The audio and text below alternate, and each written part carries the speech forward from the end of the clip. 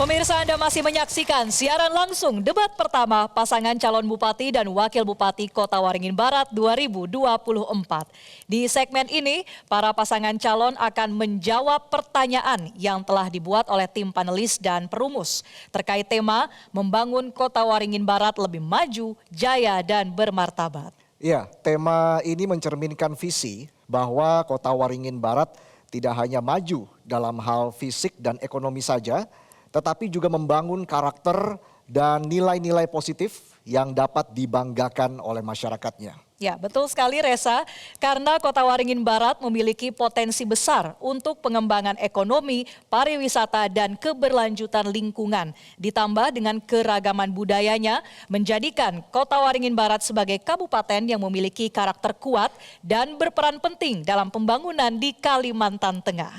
Dan di segmen ini kami telah menyiapkan 2 buah fishbowl dengan subtema A, meningkatkan ekonomi kreatif masyarakat dalam memajukan daerah yang terdiri dari huruf A1 sampai A3. Dan subtema B, yaitu hilirisasi produk-produk unggulan daerah yang terdiri dari huruf B1 sampai B3. Sesi menjawab pertanyaan panelis di segmen ini akan berlangsung dalam 2 putaran. Ya. Kesempatan pertama kami berikan kepada pasangan calon nomor urut 2 untuk menjawab pertanyaan dari tim panelis. Untuk itu kami persilakan berdiri untuk pasangan calon nomor urut 2. Kemudian kami undang Bapak Dr. Andes Wahyudi MSI untuk ke atas panggung dan mengambil undian pertanyaan di dalam fishbowl. Silakan Bapak. Di sebelah kanan yang berhuruf A. Kalau sudah boleh ditunjukkan ke tengah dan disebutkan angka dan hurufnya Bapak? A1. A1. Baik, terima kasih. Boleh kami persilakan kembali ke tempat duduk. Iya, saya langsung ambil amplop dengan huruf dan angka A1. A1 masih tersegel, kerahasiaan terjamin. Kita langsung buka. Baik. Kepada pasangan calon nomor urut 2, kami mohon untuk disimak karena pertanyaan hanya akan dibacakan 1 kali. Kita mulai. Pariwisata Kabupaten Kota Waringin Barat merupakan salah satu sektor unggulan dalam meningkatkan ekonomi daerah. Data kunjungan wisatawan tahun 2023 sebesar 346.751 orang, terdiri dari wisatawan domestik sebesar 300.000 orang dan wisatawan mancanegara sebesar 40.000 orang, di mana jumlah pengeluaran wisatawan selama tahun 2023 sebesar 150 miliar rupiah lebih. Pertanyaannya, bagaimana strategi Anda untuk mengembangkan pariwisata yang berdampak pada kesejahteraan masyarakat lokal? Waktu Anda menjawab 2 menit dimulai ketika Anda berbicara, silakan. Terima kasih atas pertanyaan yang diberikan kepada kami berkenaan dengan sumber potensi pariwisata Kabupaten Kota Waringin Barat. Memang sesuai dengan data yang disampaikan ini betul. Sejak kami, mohon maaf, 2017-2022, pariwisata menjadi skala prioritas pembangunan kami. Tentunya apa dan bagaimana langkah-langkah kami ke depan untuk memajukan pariwisata Kabupaten Kota Waringin Barat. Tentunya dengan program keberlanjutan tentang bagaimana ekonomi kreatif masyarakat di dalam rangka memajukan daerah, tidaklah lain bahwa pariwisata sendiri adalah membuka lapangan pekerjaan. Kemudian tentunya menciptakan kompetisi bisnis yang hebat, meningkatkan inovasi, membangun citra identitas bangsa, meningkatkan tentunya taraf hidup masyarakat dengan mengoptimalkan potensi sumber daya lokal. Dan ini juga tentunya mencerminkan kebudayaan daerah, menggabungkan nilai-nilai budaya, seni, warisan lokal untuk menciptakan produk dan layanan. Pak De. Terima kasih. Sebagai bagian penting, melanjutkan yang disampaikan oleh Bu Nur Hidayah, kita melalui pendekatan MICE, Meeting, Incentive, Conference, dan Exhibition. Sehingga ketika agenda-agenda penting ada di daerah, itu bagian dari pengembangan untuk kepentingan industri pariwisata. Karena industri pariwisata ini adalah bagian dari rangkaian hulu dan hilir menjadi satu kesatuan sehingga endingnya adalah bahwa kesejahteraan masyarakat, PAD meningkat, kemudian banyak hal serapan tenaga kerja. Efek dominonya industri pariwisata akan memberikan ruang yang sangat luas kepada seluruh masyarakat untuk lebih sejahtera. Industri pariwisata penting untuk kita lakukan. Terima kasih. Kemudian Baik, juga tentunya waktunya sudah habis. Terima kasih untuk pasangan calon nomor urut 2. Kami persilakan untuk kembali duduk. Dan selanjutnya kesempatan untuk pasangan calon nomor urut 1 untuk menjawab pertanyaan dari panelis. Kami persilakan untuk berdiri di podiumnya. Dan kami undang Ibu Dr. Desi Erawati MAG untuk mengambil undian pertanyaan di dalam fishbowl A. Kami persilakan.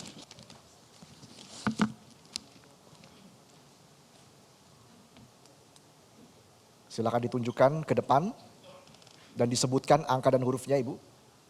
A2. Baik, terima kasih Ibu. Silakan kembali ke tempat duduk.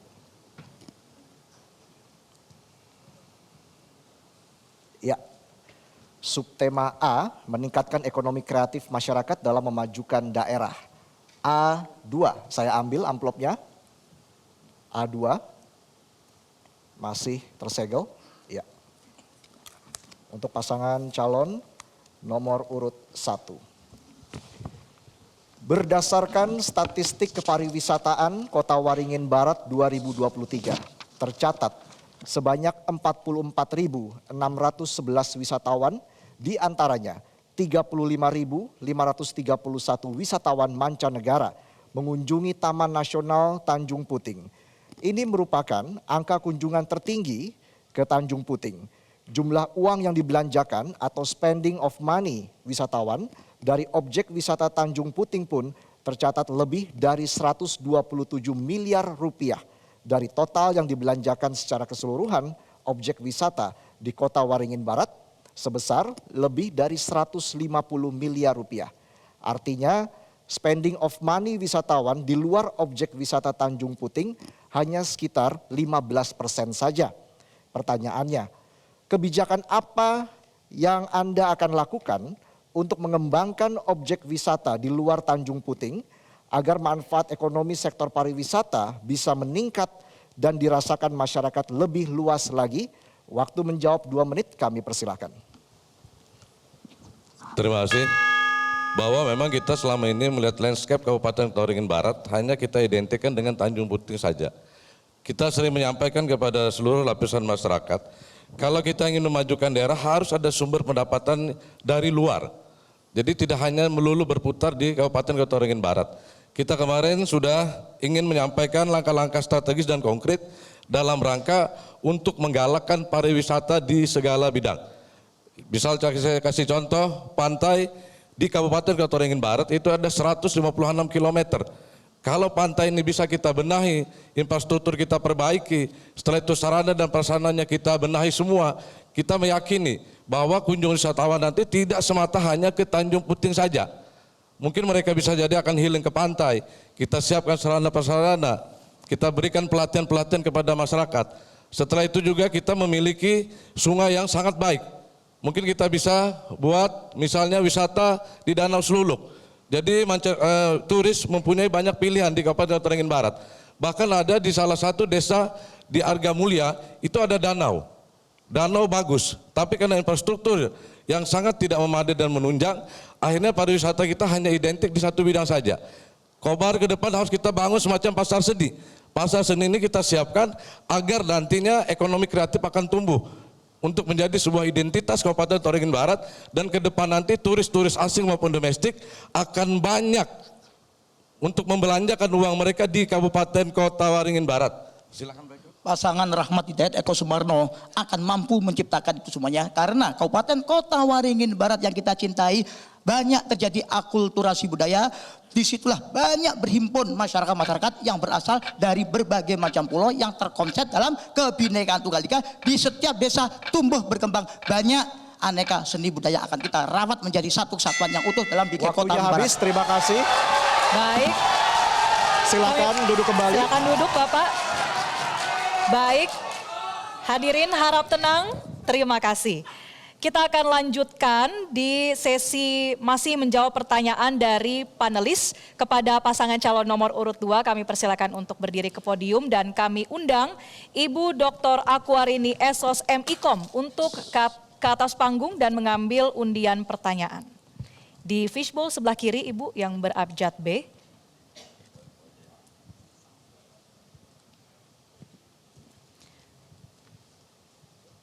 B1. B1. Baik, terima kasih. Kami persilakan untuk kembali ke tempat duduk. Baik, saya langsung ambil amplopnya. B1 dengan subtema hilirisasi produk-produk unggulan daerah.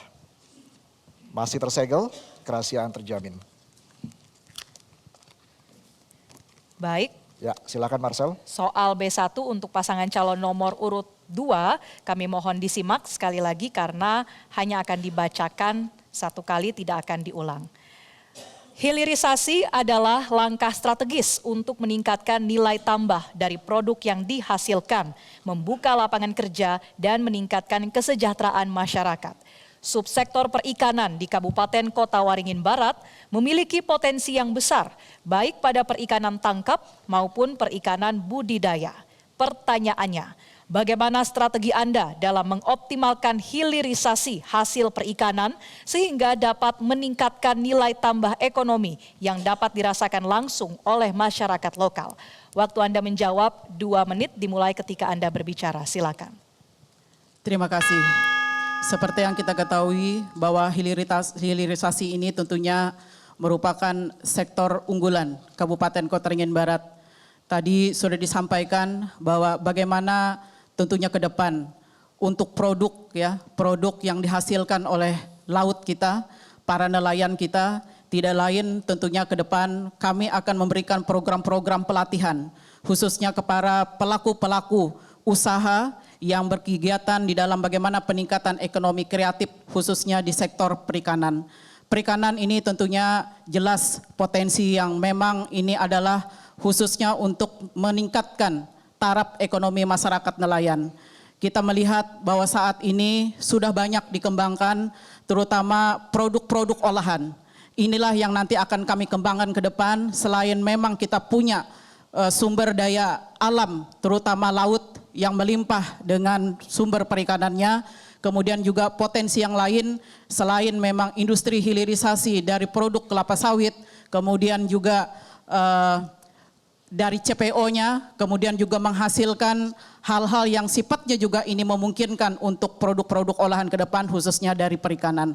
Seperti yang sudah saat ini dikembangkan, kita punya pelatihan khususnya membina kelompok-kelompok kube masyarakat yang berkenaan dengan bagaimana cara pengolahan, cara pengemasan dan juga tentunya pemasaran yang selama ini juga menjadi unggulan produk kami di Kota Waringin Barat. Added value dalam konteks hilirisasi adalah kata kunci. Oleh karena itu, semua hal yang berkaitan dengan bagaimana hilirisasi dari produk sampai kepada pasar dan konsumsi itu menjadi bagian penting untuk kita support sepenuhnya dari pemerintah daerah. Sehingga produk-produk ikan lokal tidak hanya bahan mentah, akan menjadi barang Baik, waktunya jadi. sudah habis. Terima kasih pasangan calon nomor urut 2. Kami persilakan duduk kembali. Hadirin harap tenang, terima kasih. Dan selanjutnya pertanyaan untuk paslon nomor urut 1, silakan berdiri di podium. Dan kami undang Ibu Dr. Rita Rahmaniati MPD untuk mengambil undian pertanyaan di dalam fishbowl berhuruf B. Kami persilakan.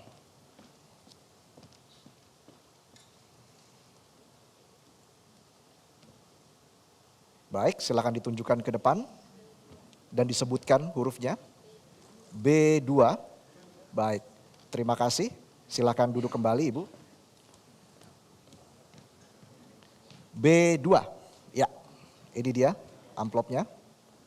Masih tersegel pemirsa. Kita langsung buka untuk pasangan calon nomor urut 1. Kita mulai. Kabupaten Kota Waringin Barat memiliki potensi besar dalam sektor perkebunan, terutama kelapa sawit. Terdapat hampir 300.000 hektar luas lahan dengan total produksi hampir 1 juta ton per tahun. Namun belum banyak badan usaha sawit yang mengembangkan hilirisasi. Pertanyaannya, bagaimana Anda membuat kebijakan untuk mendorong pelaku industri sawit agar dapat melakukan hilirisasi, menciptakan produk turunan seperti minyak goreng, biodiesel, atau produk lain di Kota Waringin Barat? Waktu menjawab 2 menit, kami persilakan. Terima kasih. Memang Kabupaten Waringin Barat terkenal dengan perkebunan kelapa sawit. Untuk kita, agar investasi itu berminat melakukan program hilirisasi di Kabupaten Waringin Barat, tentu harus ada regulasi atau kebijakan. Mungkin dalam kemudahan berinvestasi, setelah itu keamanan berinvestasi. Jadi ada 2 komponen ini yang harus kita kedepankan jika kita ingin menarik investasi di Kabupaten Kota Waringin Barat. Kita kemarin melihat bahwa terjadi penjarahan di beberapa titik di Kabupaten Seruyan. Nah, ini kita tidak menghendaki Kabupaten Waringin Barat terjadi. Jadi salah satunya apa adalah penegakan hukum yang jelas, setelah itu regulasi yang ditetapkan oleh pemerintah daerah untuk menjaga iklim investasi. Dan sisi lain, hubungan simbiosis mutualisme ini bisa tercipta jika perusahaan-perusahaan berinvestasi di Kabupaten Waringin Barat juga memperhatikan kemakmuran warga di Kabupaten Kota Waringin Barat. Jadi secara garis besar kita akan sia-sia melakukan promosi investasi di Kabupaten Waringin Barat agar adanya hilirisasi untuk turunan sawit. Tapi jika regulasi dan penegakan hukum serta apa yang disampaikan oleh wakil tadi, revolusi mental dalam penegakan peraturan regulasi agar seluruh investasi mendapat kepastian hukum di Kabupaten Kota Waringin Barat. Hilirisasi akan tercapai dan akan menjangkau setiap lini masyarakat apabila masyarakat ikut serta menikmati. Dengan luasnya areal perkebunan sawit Nusantara yang pelaku-pelakunya banyak, orang luar yang berinvestasi di kabupaten kita, Kota Waringin Barat yang makin maju, harus masyarakat punya efek domino. Apa itu? Kewajiban yang tertera dalam regulasi nasional adalah bagaimana masyarakat sejahtera melalui investasi pola-pola pembagian plasma 2 hektar. Itu yang belum bisa terjamah dengan sebaik-baiknya. Terima kasih. Baik, terima kasih, silakan duduk Silakan kembali. duduk. Kita berikan tepuk tangan untuk seluruh pasangan calon Bupati dan Wakil Bupati Kota Waringin Barat 2024. Hadirin dan pemirsa, tetaplah bersama kami. Kami akan kembali sesaat lagi.